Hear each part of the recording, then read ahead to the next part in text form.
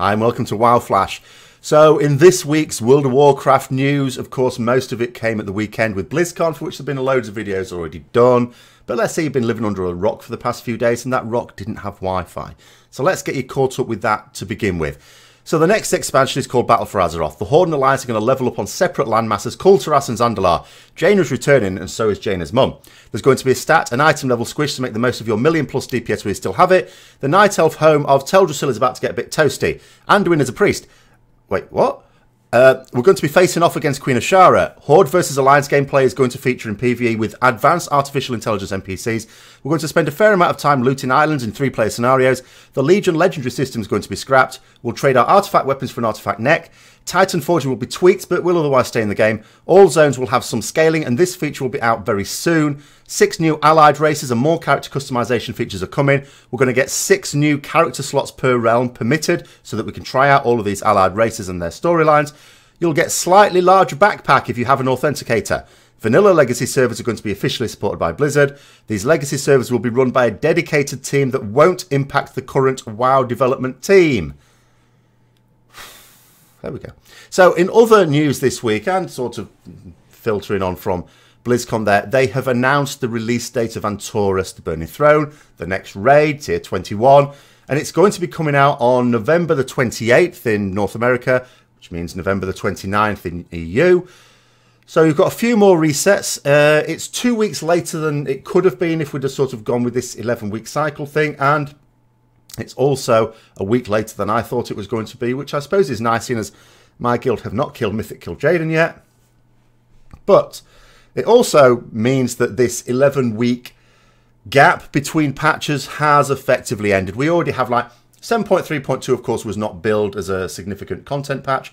The next significant content patch will be 7.3.5. Of course, for the 11-week cycle thing to come into effect, that would sort of have to come out on around about the 15th, I forget exactly. But because that's going to introduce with it not only the zone scaling for pre-Legion zones, but also the special scenario that's coming, which wouldn't actually make any sense until Antorus has come out anyway. So that suggests that 7.3.5 may not come out until December or even a little later. So yeah, the 11-week cycle thing has run its course. That's not going to be a thing anymore.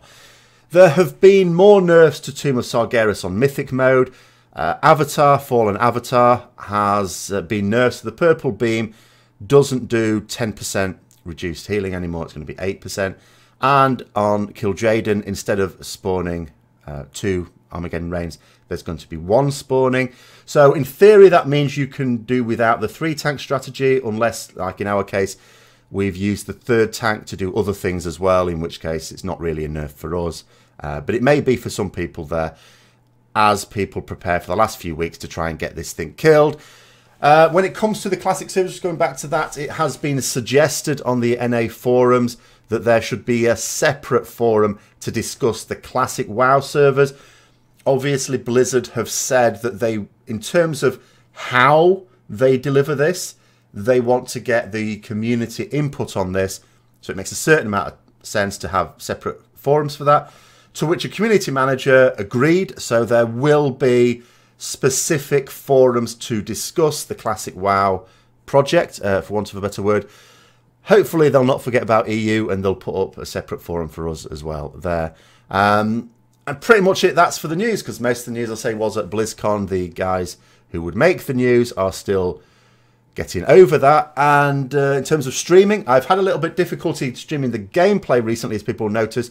No problem at all with the live discussions. The BlizzCon stream that I did on Friday night was really well supported. In fact, it was actually quite bizarre. I wasn't really paying attention while I was getting through my bottle of Californian Red. And someone pointed out to me that, oh, there's a lot of people in here.